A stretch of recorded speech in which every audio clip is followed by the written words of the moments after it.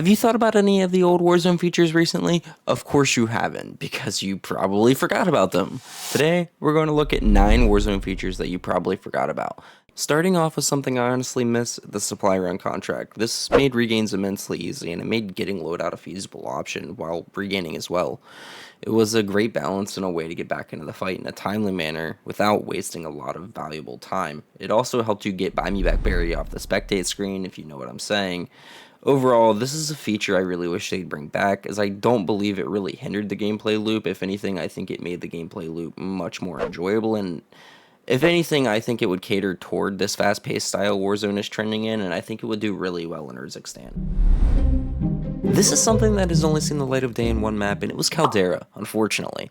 This was another feature that was nice and made regaining just that much easier, and it didn't feel punishable when you needed money to bring Buy Me Back Berry, like I said earlier. It helped you get Buy Me Back Berry back from the spectate screen.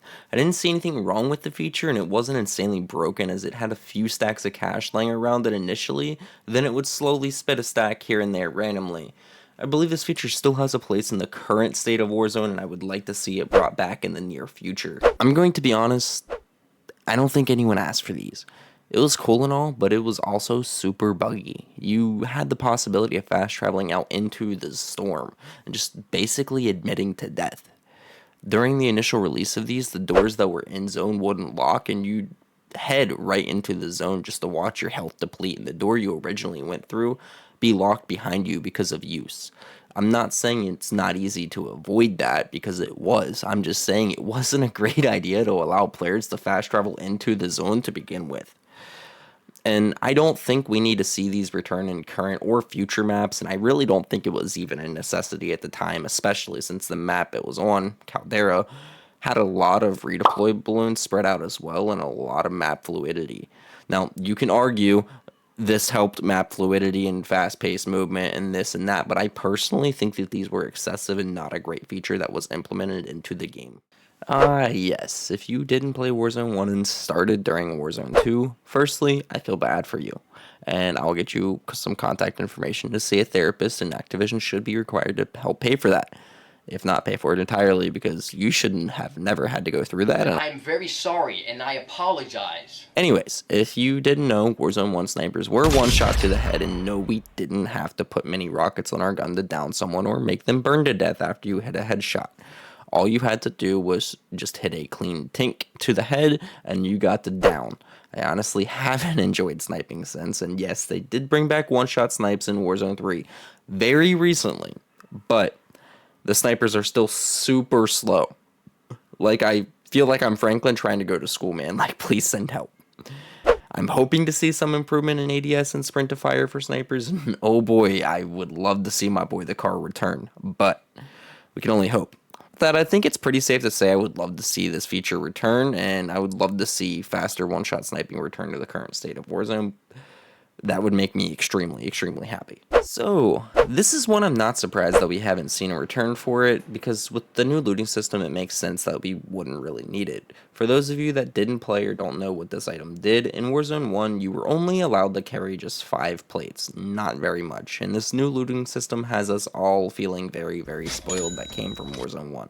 But the armor satchel allowed you to carry a maximum of 8, and after future updates they made it so when you picked up an armor satchel off the ground, a new one that is, it came with 8 full plates, so it was almost like finding a plate box on top of finding the satchel to carry more plates.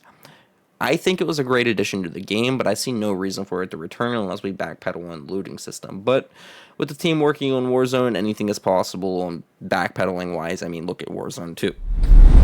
So following that same path, we've got armor plate bundles. Instead of just buying one singular plate like you do now, you bought 3 plates at a time.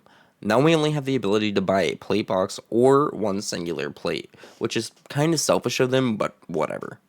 I'd like to see them bring back plate bundles in the future, but I can also see why they wouldn't give this a second thought, given that the new looting system allows us to carry more than 5 plates, or 8 plates with the satchel like mentioned before. Speaking of looting system, do you all remember that we had a really, really buggy backpack system in Warzone 2? Probably not. Most of us are probably shoving that memory deep down to not remember it again, because I know I am. I mean, honestly, it was horrid. It was very, very bad. There were some good things, like they had backpack sizes that the drop rate wasn't great on. But if you had a larger size backpack, you had the ability to have a third weapon. You could carry a sniper, shotgun, AR, sub, whatever combination you wanted to do. And I'm pretty sure, unfortunately, later they removed this feature, and that kind of makes me sad. Other than that, though, the overall looting experience and backpack system was pretty poorly designed. I'm not entirely complaining. Again, the third weapon was cool, and that system in Warzone 2 did pave the way for the more refined system we have now in Warzone 3, which is my favorite out of Warzone 1, 2, and 3. Again, it paved the way, and without it, we wouldn't be where we are now. Obviously, I don't want to see us make a return to that, and I don't foresee it happening due to a lot of backlash that the system got. But refer to my previous statement, you never know with this company. Number 8, the specialist bonus. Shout out my man Chills if you got the reference. Anyways, I absolutely love this feature, and I really wish it would come back at some point or another, which I believe they teased it in a recent Twitter post or something. I'm not sure. Anyways, if you don't know what the specialist bonus does, it gives you all of the perks in the game. It also gave you the perks on your weapon, and I think it gave you like a 10% speed boost or something like that as well. So you had the ability to get alerted when enemies look at you, you not alert them when you look at them, not be seen on UAVs, be more resistant to stuns and flashes, as well as explosives, and just basically to sum it up, you were basically Batman. I'm Batman. That's practically it. You're basically invincible. I guess it'd probably be Superman. I don't know. Anyways, I remember landing at the Die Hard building and half the lobby landing there and competing for this specialist bonus, and it would spawn 4 of them, right? It was such a blast, and I really wish we could do something like this again soon. Of course, I'd like to see this return in the current state of Warzone. I think that's no surprise. I would love to see that. I think it would be great to see some sort of like Die Hard like event like we had before, where everyone in the lobby is just competing for that specialist bonus. I think it would be really enjoyable, and I would love to see it again.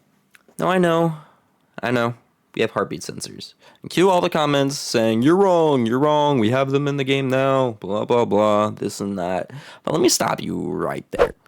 The heartbeat sensors used to be a tactical. You used to only have to hit L1, or whatever it is on Xbox and PC, to bring that thing out, and it had no battery. It was entirely unlimited, and it wasn't in a field upgrade slot like we have now. And prior to the Rebirth Stim Warriors that we had in Warzone 1 and now as well, we had what I like to say the heartbeat sensor cavalry. I mean, they were everywhere. Whether or not you were a high kill player chasing for intel or a camper, like a casual player sitting in a bedroom with your heartbeat sensor out, making sure you're hiding from people. And the only counter to this was Ghost. But early game, these things were so busted if you got your loadout quicker than everyone else or found one on the floor. I'm glad they brought them back, especially as a fast-paced player like myself, who thrives off of intel on the map to know what position I'm putting myself in for my next engagement. But I don't want to see these return as a tactical. The way we have them now with a battery life, so you can't sit and hold it out for the entirety of the game to sniff out enemies, is much better. It's a great balance. I'm glad we made the change, and I think it speaks for itself that I would not like to see us backtrack here to put it back in the tactical slot. Perfectly fine keeping it as a field upgrade. If you guys stayed this long, firstly, I just want to say I greatly appreciate it, and please consider hitting the subscribe button for more content, and hit the like button to let me know if you like this kind of content. If you want, leave a comment telling me some Warzone features from previous updates or games you miss and want to see in future updates for yourself. Other than that, I appreciate you stopping by, and I'll see you in the next one.